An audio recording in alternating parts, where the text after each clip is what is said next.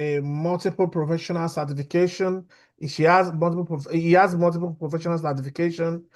Uh, Currently, he serves as a dean of School of Mathematics and Computing at Kampala International University, and he has served in many areas. His core area is cybersecurity. Where he's going to link everything together. He has authored 14 books, six technical reports, and over 50 journal articles. So join me as we welcome our own Dean, Dr. Adewusi, all the way from Kampala. Over to you, sir. All right, thank you very much, sir. Yeah. Yeah, first and foremost, I would like to thank God for this opportunity and to thank you as well, Dr. Shegoke, for the opportunity given to me to speak to everyone here. Uh, Today, I'll be speaking, without wasting much of our time, I'll be speaking on how we could actually design a kind of something that I called the Zero Trust Security Architecture for the emerging university industry digital ecosystem, and particularly in the context of this our Industry 5.0. And as well, it is AI driven. And the idea behind this is just that if we want a smart, human-centric, and AI power system, then we must engineer trust, not assuming. And this is where the zero trust comes in. Now, I would like us to just quickly conceptualize this. Think about the image we have there on the screen. What you can see here is a kind of a futuristic university industry digital ecosystem in this our area of era of Industry 5.0. What you are seeing up there is not scientific fiction. It is actually essentially where many universities and other partners are already heading. If you could see at the center, we have the university campus where we have the teaching, the research, the administration, the student services. Around it also, we have the partners. We have different partners. We have the bank, the fintech, the hospital, the high tech, and so on and so forth. And across the image that you can see there, there are other icons which are like the IoT, the ERP, the cloud, and the everything and everything. Just like Mr. Jeremiah had said, I will quote him. He said there is a missing link. The ecosystem determine whether there is a chain break. He also spoke about the spin-off. He also talked about the misalignment between the academic and incentive and startup. Going now to Dr. Ojomo, Ojodomo. He also spoke about Domo. saying that who might have interest in your research. All these people are your what? Your partners. Then he now mentioned something about the university infrastructure. He also talked about the KTP. All these things are in here. And what we should be looking at here is what I actually termed or called that how do we secure this ecosystem without slowing down the innovations that we've been talking about? That is the big question that we need to ask ourselves. And before we go deeper more, I have some objectives and some learning outcome. And more especially, I want to focus on this number 4, which talks about demonstrate how AI enhances zero trust by improving detection, analytics, and operational responses. I also have a demonstration, which I'm going to be fast about it, and we will see how we match together what our Dr. Oluwaseun had talked about. There is a little demonstration of how we can actually see how this zero trust is matched together with AI. Then here we have our uh, the learning outcome, and this number 4, from the AI aspect of it, being mapped with the zero trust, we are going to experiment it with a real life case in the area of collaboration. Now, excuse me. Now, let me begin quickly. We talked about 5.0. We talk about, we need to understand that we talk about systems that are highly connected. Yes, highly connected, AI augmented, and then human-centric. That issue of human-centric was actually amplified by Dr. Oluwaseun. And in the university, it's not just longer a learning space, it's not just for examination. We run LMS platform, we run ERP, we have e-payment system, we have cloud-based, we have research data lakes, we have student portals, we have telemedicine medicine and tele everything, and so on and so forth. And at the same time, our partners in the industries, for instance, the bank, the hospital, the telecom, the manufacturing, are also digitalizing rapidly. So we see a world where a mesh of cloud, just imagine the initial image I showed to you, where we have a lot of clouds, lot of digital twins, lot of IoT devices, lot of remote users everywhere. And the question we need to ask here is, how do we secure all this without slowing down innovation, and then what? Without slowing down collaboration, because it is in the era of innovations and collaboration. Now, let's quickly look at this cybersecurity challenges in Industry 5.0 era. Once we accept that everything is interconnected, that is, the cybersecurity picture changes dramatically. It grows big, more than what you can imagine. We no longer have a neat network of the campus where we have a hard perimeter.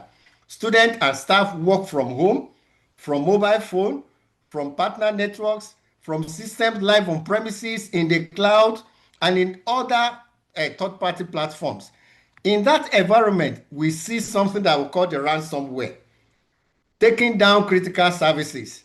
We see people taking accounts, taking over accounts. The insider misusing leaked data. Yeah, we have a lot of data that are being generated here. Then we have several attacks on our IoT, such as the smart labs, attack on the sensors, attack on the control, access control. Then also in Africa, institutions, we also have something that we call the budget, the limited budget. We have legacy systems. Then and now we now also use, or we heavily relies on information channels like the WhatsApp. And these are some of the challenges here. Why is it that the traditional perimeter security fails? For years, our model, which is common everywhere, is protect the perimeter. Once you are inside, then you are trusted. It is no longer going to work in this era of 5.0. And let's take, for instance, VPN. It's a good example. Once a user is connected in the VPN, they have access everywhere in the internal system. If an attacker steals those credentials, the same is true also for them. Inside the network, many environments are flat. So once an attacker is in, they move laterally or they move very easily. Detection is usually manual and as well late. As analysts try to make sense of these numerous logs after. Now, let's take this now in the university industry ecosystem. There is no single insider. There are multiple organizations, multiple clouds. You are working with the bank, you are working with company A, you are working with company B, and so on and so forth. So the key conclusion is we cannot build 5.0 on a trust model that assume that network location equals trust. That is, once you are inside, you are safe. Once you are inside an organization, you are safe. No, that is not what zero trust is trying to bring about. We now need something that we call a different way of deciding who and what we need to trust. And here takes us to this particular side. I like to explain the zero trust in just one sentence. And that is never trust by default. Always verify every time. Under zero trust, every request to access a resource is evaluated. If it comes from an untrusted network, we verify who the user is, what the device they are using, whether they are coming from, whether the behavior is normal. Behavior is normal. You could say, yes, let me access a particular site, whereas you don't know that that particular behavior you are doing, that your digital behavior at that time is not normal before we grant enough access to specific tasks. Zero trust involves something that we call central identity, and that is the MFA, SSO, and so on and so forth. Least privilege access, micro-segmentation of systems and data, then continuous monitoring and policy improvement or enforcement.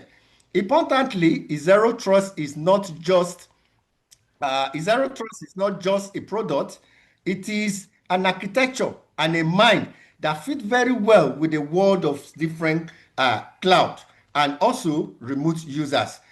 Now, let's take a look at this furthermore on this university industry digital ecosystem. Let's narrow this down now to this our context. I want you to picture a university digital ecosystem.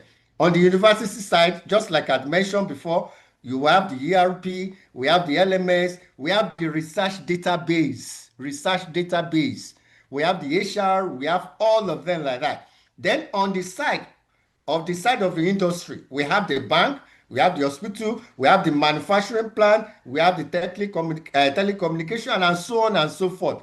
Between them, between the two is where we have the cloud services for email, storages, collaboration, analytics, as well as IoT, OT, like the smart lab. So many things are flowing.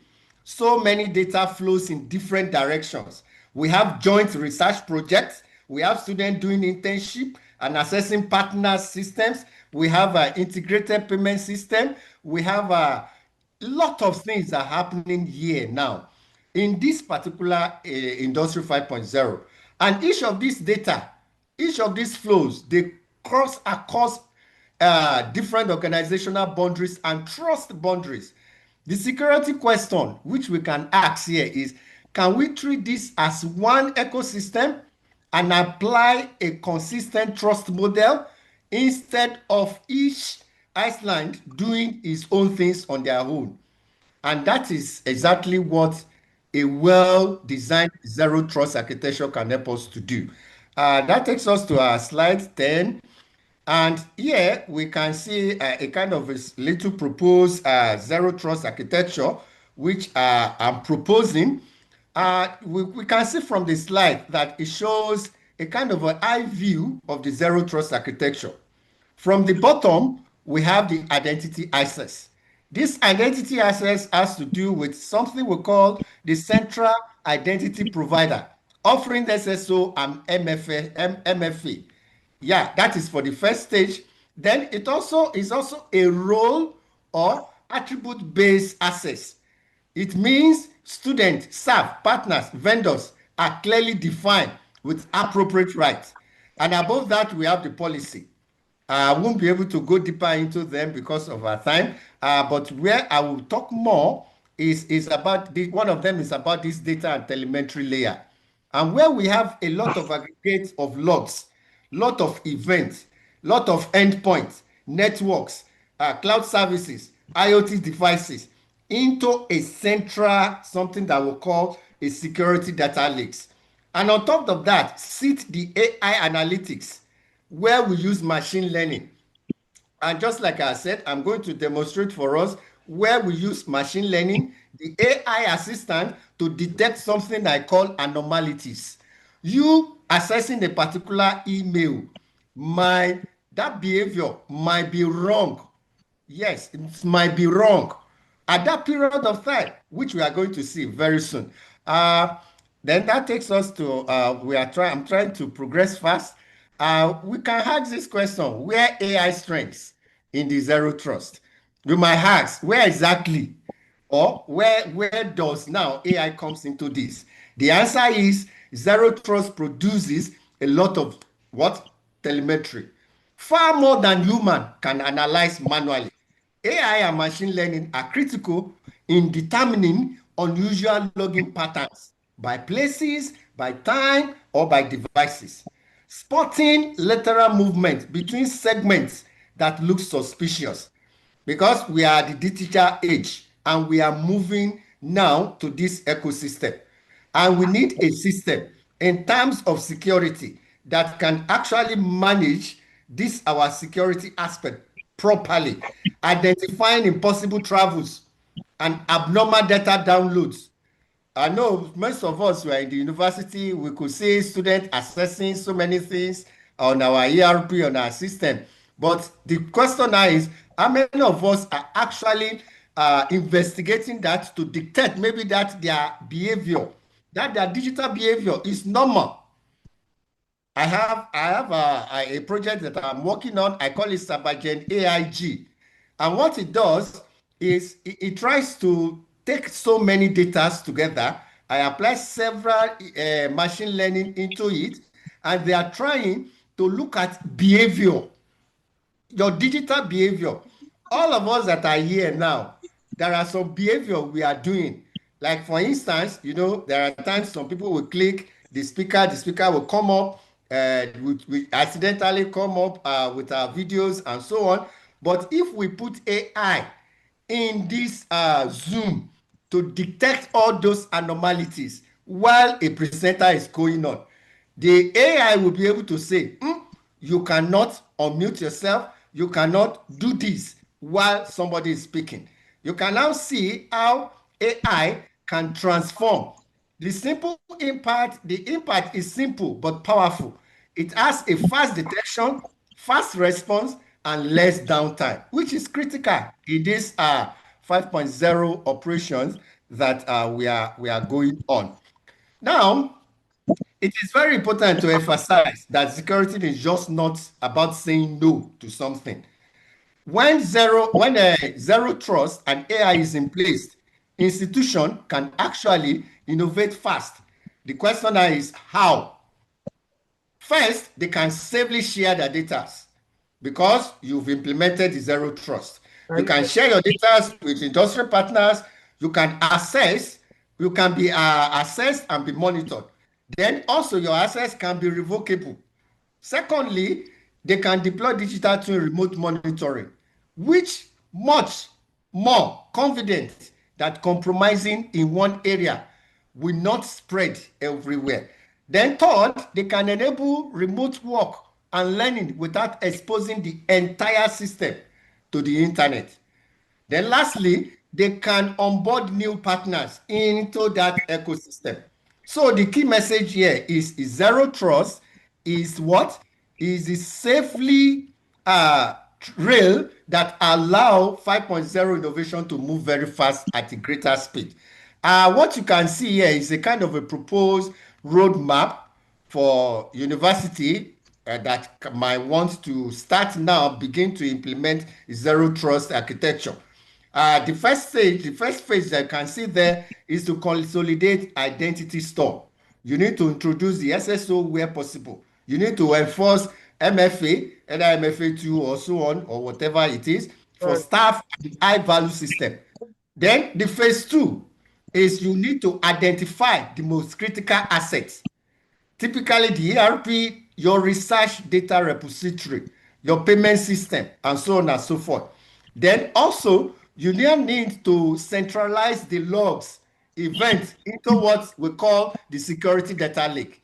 Then you now deploy anomaly behavior detection, which integrates the SAO workflow.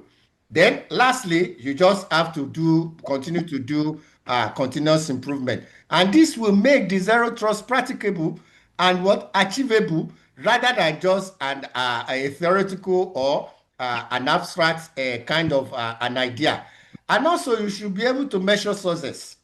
On the part of success, yes, I have the three areas which you can actually tailor your indicator to and measure the successes.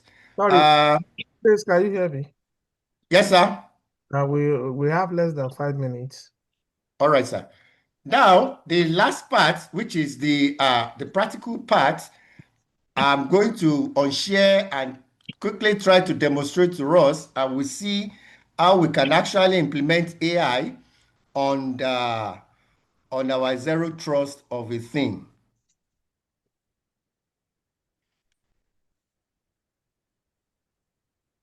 Now, what you can see on the screen is you can actually have access to it on my GT Hub.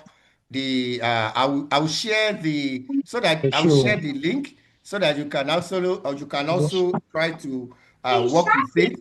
And in here is a kind of an AI embedded with security. I have some data there. Let me load. I've loaded the data. Now the data has been loaded and automatically I have in here about 12 and these are the areas of the things I've gotten from a server and these are the locations, the logins, what they do, what they access, and everything that they do. But the idea about this is I now want to ask the AI pilot to actually tell me what is happening there. This is something I just quickly developed. I didn't actually have enough time because no more I don't have enough time. But what I want to show us here is about this particular side. On this side, where you have the zero trust co-pilot, you could actually type some questions here and ask the AI, what do you mean by all this? Or explain all these particular things to me. These are security questions. So you ask the AI will actually look into that and generate a report for you and say in terms of detection and incidence anomaly is going to look into all these things that you've typed and it will generate a kind of a report which it has generated down for me here. And if you take a look at it, it's very tiny, but what it's trying to say is trying to say that Musa, a student who is Musa, is actually assessing the system from both from Kampala and then from Germany. I'm sorry, from Kampala and from Moscow. Yeah. So you can see that there is a kind of anomaly behavior there. So the system can actually tells you that the AI implemented in the zero trust can actually tells you that this particular student who is based in Kampala is actually accessing a server or an information from Moscow, Russia. And that is just, it has so many other things that it can also detect. You can have an executive summary, you ask it, and it generates an executive report for you based on what all their anomalies has been here. And this is the executive summary, which you can also read and use to build much more safer system. Let me stop my screen and go back to my slide and conclude. That is just a simple kind of demonstration. I'm sorry, let me unshare and share my screen again. Uh, slide.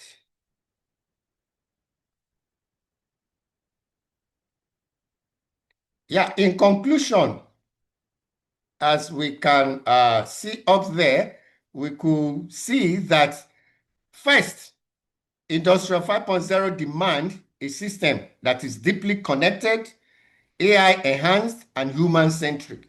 Without strong security by design, those systems will remain fragile. Then, secondly, Zero Trust offer a coherent architecture for securing entire university industry digital system, treating it as one environment rather than disconnected, different everywhere. Then thirdly, by integrating AI into zero trust architecture, we gain speed, Yeah, you can see the rate and speed at which I can generate my report based on what is happening and the intelligence required to detect and respond to threats in complex environment. The overall message here is I want to leave you here with, if we want to innovate confidentially in Industrial 5.0, then we must engineer trust into every connection and every access decision. Zero trust supported by AI gives us the practical way to do that. I think we have to end here. Thank you very much, sir.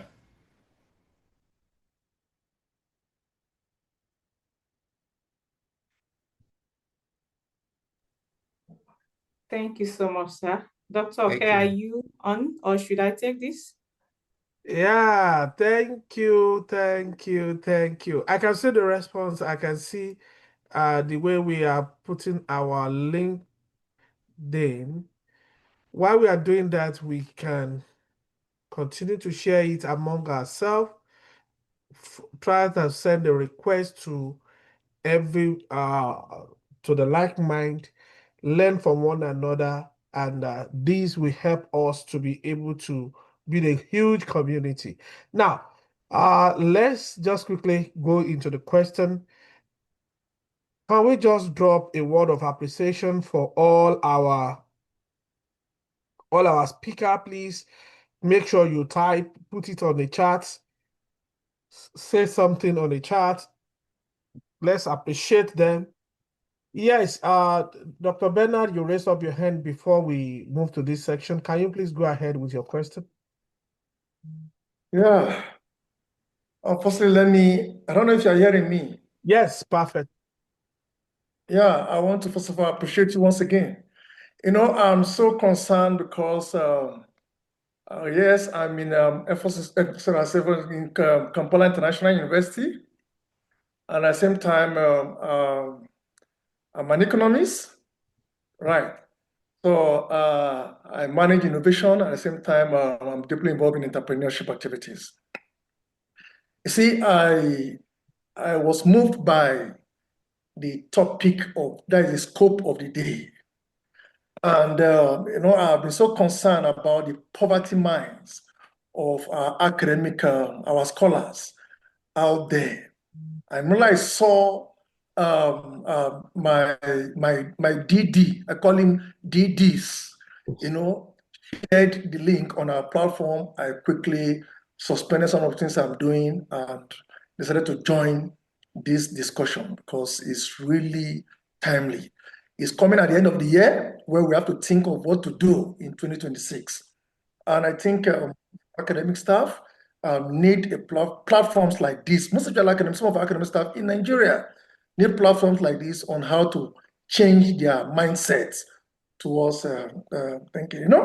While I was looking through, I appreciate our brother Dr. Michael A. Adewusi. I used to call him the D of Ds, right, for your presentation. But what you have to tell us is, with this technical language, that got some of us who are in the social sciences and the management confused. Now my concern is how do we make profits out of this language? That is one.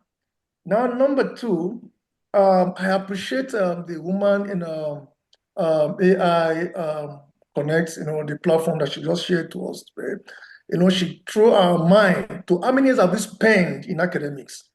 Now, how many years is we having left? Now, what would be our entrepreneurship mind? What are the profits out there?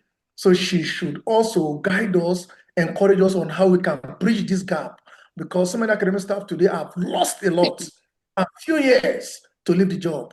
Now, what they do, they keep looking at their phones. What is my pension? Am I going to have gratuity? Right? And how many years do I have to live with this stroke and hypertension? So I think she can as well teach us how to bridge this gap. If not now, I hope to get a message from her in no distance time. Now, I also want to contribute to it by saying academics, in this age should, as much as possible, avoid what we consider as academic imperialism. Right. Now, why did I call it academic imperialism? Too much focus on having name on social media and less focus on the entrepreneurship aspect. That is, we are so innovative when it comes to being scholars, writing, publishing on all Google, on all Scopus platform. That is innovation, because Google only publish innovative ideas. What is new, or what are those things that you have built on? That is what Google's publish and Scopus publish. But now we are so imperialized towards that line, failing to see that we should also use our innovative ideas towards becoming an entrepreneur. That is profit making. So my coordinator and at the same time the organizer of this program, I wish we can, as much as possible, re-emphasize on this, right? Rather than over concentrating on making name on the air, and we cannot put food on the table. That is, we should learn to reconcile the two. Be innovative, having the name on Scopus. At the same time, be entrepreneurship. That is, making a profit from that name. Thank you. Thank you. Thank you so much. Thank you so much. And we really appreciate your contribution and the question. Dr. Sheung, can you, in 1 minute, can you say something? Yeah, thank you so much. You are actually speaking my mind. And that was how it actually hit me. And I think until we'll hit a rock, when you have to think and make a decision, that is when we know that we have not done well with ourselves. And we need, that is the honest truth. So, like you have said, we have the mastery of the knowledge, we have the mastery of the skills, but how to turn it into money is what we don't know. So that's why I said it has now become so passionate to me. That's why I have that community. And I have been uploading modules there to help people. So as you join, you can go straight into the classroom and start learning. You can ask me questions there. And we also have live sessions on Mondays and Fridays where I teach.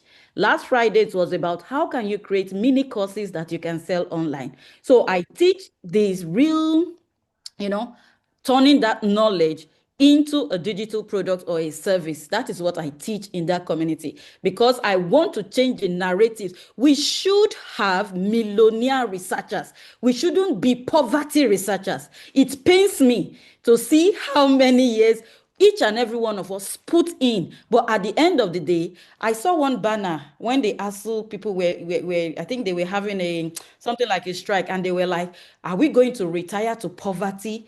It broke my heart sincerely, that look at this category of people that have the whole resources that they can monetize, but we are not trained to do that. And at the end of the day, you see that they end up falling back to peanuts again. It's so painful. So that is my own plan. And I've been trying to talk about this on my different social media platforms, talking about it. But some people are difficult to convince. But whoever has woken up from their slumber and want to actually change their narratives, please feel free to join the community and learn as well. Thank you. Thank you, thank you, thank you. Yes, Dr. Michael Adewusi. How can we bring the grammar down so that people, in layman language, Yeah. so that people can be able to relate? All right, sir. Now, apology if any words are spoken that are too big for you, but however, I want you to picture this in mind in a very layman way to understand it. You have the institution. Yeah, we do our research, we do our teaching, we do our examinations, and so on in the school.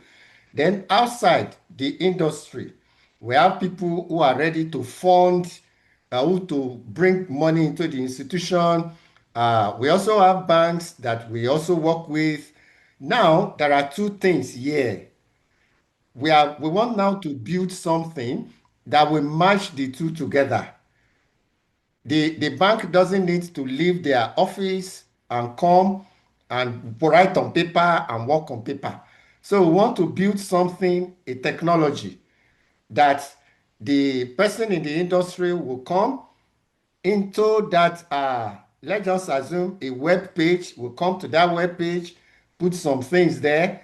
Then you almost immediately, as the person drops it, you at the school, the lecturer, the students, the administrators will have access to those things based on some criteria.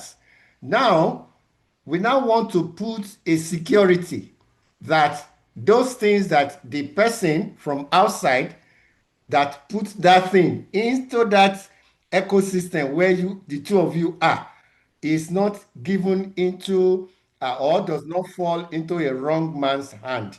So that is the security part which I'm talking about. So that is just a little layman way I can explain to Thank you. you. So all those ones, the other thing we've been talking about, the MFA, that is what we call the multi-factor access or authentication. It means they have a kind of layer of security. Take for instance, there are times you want to log in into your Gmail account. You have to input your password. Then when you put in your password, Gmail will ask you again, I want you to say yes on your phone. Then you say yes on your phone. Then you are able to log in. You get that? So those are the security that we are now putting together. Those who are funding and the institution will put them together now. And that is where we are going. In fact, that is where we are in terms of Industry 5.0. So I think I'm able to Thank summarize and explain thank everything in you layman. Thank you. so much. Majority of what we are discussing is what we do every day. You know, some institutions are there. When you log in into your system, they will ask you, they will send you a code Yeah. to your phone. They will ask you to authenticate it. That is, you use your thumbprint. Some will use biometrics, some use code, some they will call you. Once they called you, your phone is ring. You pick your call and you say yes. Once you say yes, they know it is you that you are trying to log in into the system. Thank you so much. That is Industry 5.0. And please, do we have any other question? If you have question, please raise up your hand or do so that I can unmute you, or you can unmute yourself and let's hear from you. If you have any question, Yes. yes. I would like to ask Dr. Michael that this app, I remember you mentioned it on the platform. Are you going to make it available for free? And is it going to be interjecting with other apps that we already have on our systems to ensure security, either from our institution, or it's just going to be a personalized kind of app to checkmate any interference? All right, ma. This particular application that I just demonstrated now is it doesn't cover everything in the zero trust ecosystem. It doesn't. So it always is it's even like manual. Ideally, the application, because of a shorter time, what I would have done is to install this application in a server where it takes different logs from the server. But at this time, I'm importing those information I extracted from the server, which are now imported into this application. So it's more or less manual. Ideally, it's supposed to take that from the server, then run directly from the server. And automatically, it creates a kind of an ecosystem whereby if you have partners, like for us in KIE, we have several partners which we've signed so many things with. Like all of them, they will be able to access the interface. There are a lot of things that will be going on behind. It's just because of time, you would have seen a particular student, let's assume a partner says there is a fund for this particular project. It will be there. Now that it is there, it is assumed that it is a student that should access that. If a lecturer should access it, it will raise a red flag that a lecturer is accessing it. Then automatically it generates a report, it pop-ups on the system administrator or those in concern or those in research that this lecturer access to so and so, and it's not supposed to go. And that is where we put in the zero trust. Zero trust is I don't know anybody. I need to assess you at every interval of everything we do. Not that you are already in a particular system. A typical example is this our Zoom. We are in this Zoom. We suppose not to click on the voice or on the video, let's say for instance, but you still find some people clicking. If a genuine AI is working on that, ideally the AI should block that person and there should be a pop-up that so and so you try to access this. So that is the idea. So this particular app, it works perfectly on what? On the server, where everything is interconnected to it. So this one that I just demonstrate is just like still like a manual that I brought out of the so many big thing that is in the ecosystem. Thank you, ma. All right, thank you. My second question goes to Sheon Yasere. So, like some of us, especially me, I don't actually like social media. Okay. It's not that I don't have entrepreneur or I'm not innovative. I just don't like. I do a lot of other things apart from academic. I just don't like. So, what are the things in place you want to put for people like that actually don't like? I can tell stories, but to be on social media is an issue. Marketplace ministers. Okay. So if I understand you well, there is no way you won't be on social media. It just depends on the format in which you want to show your presence. You can show your presence putting your face out there like this, or you can show your presence indirectly as using a faceless marketing, faceless. You may not show your face, but you can go faceless, or you can use avatars to represent yourself. But that you will not be on social media and you want to make money, I'm so sorry. I'm so sorry.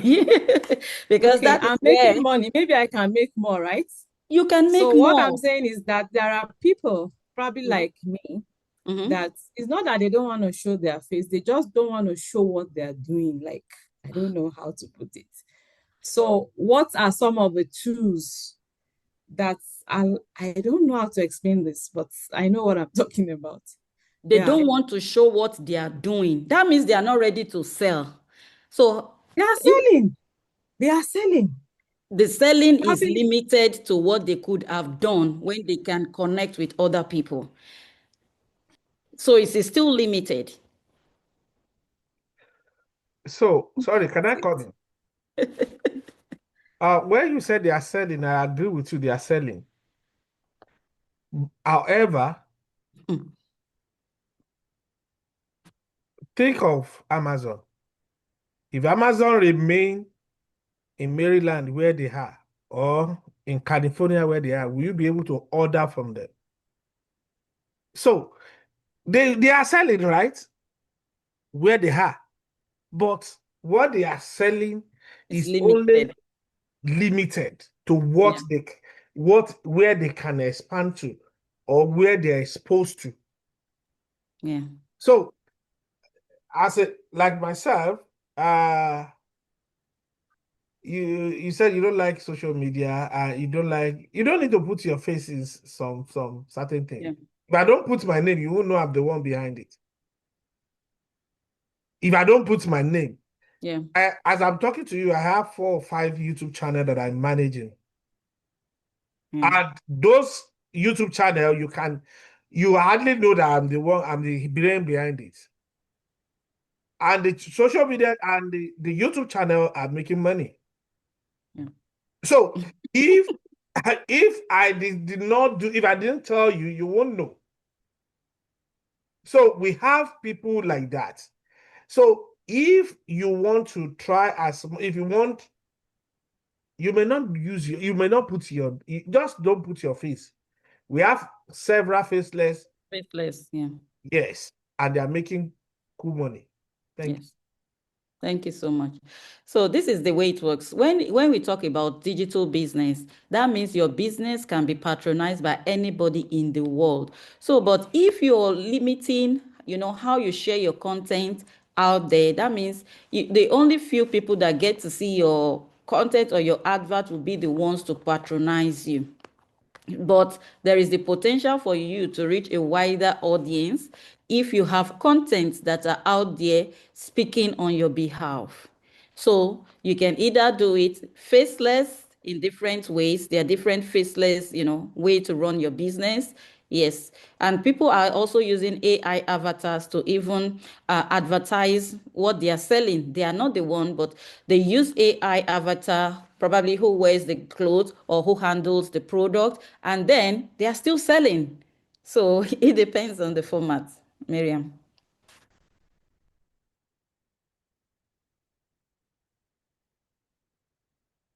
And that will be all from my side. Any other question, please? Yes, any other question? Okay, thank you so much. Thank you to all our participants. Thank you for making it to these events today, and to all our speakers. Thank you for your time. Thank you for sharing your knowledge. We did not take it for granted. We really appreciate you guys, and God bless you. And in the last note, do we have Dr. Jodomo? Are you still there?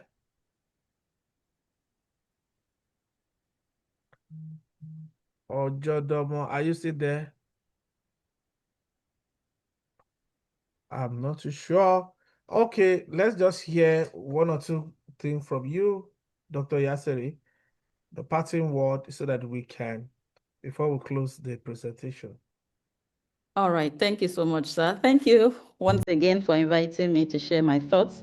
So one thing I just want to encourage you is that never undervalue yourself. Don't undervalue what you have. That is one of the problems we have as Africans. We don't value what we have because we believe everybody knows it, but not everybody knows it. That little thing that you have at hand, somebody else somewhere is ready to pay for it, only that you need to figure it out and position yourself. And secondly, no knowledge is a waste. Yes. Don't focus in one area. Have an open mindset to life and to business. And that's all I have to say. Just be yourself. Be yourself, but you have value. You have it. You are your greatest asset. You are your greatest asset. Thank you. Thank you for your greatest assets. And I believe every one of us, all the products that we are buying out there in the supermarket, in the store, they are all from the books. That is why, you see, all these ideas, and we only need little things. If I tell you what they use quadratic equation to solve when it comes to health issue, you will be marveled that, okay, just simple quadratic equation, they can use it to cure so many things. But if you don't have big equation, we don't believe it as believe that no, you are not speaking what we know. You are not quoting this, you are not quoting that. No, take it easy. Thank Don't you. overthink.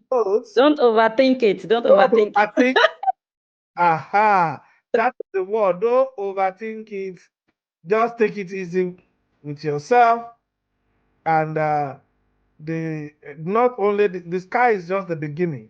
Let me just put it that way. The sky is our beginning, so don't overthink it. Take it cool with yourself. So if you don't mind, if you are there, you want us to take the pictures together. Can you please put your camera on?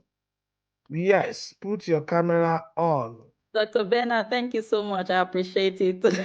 Thank you. Yeah, Thank you for hammering on that question. It's very important. I appreciate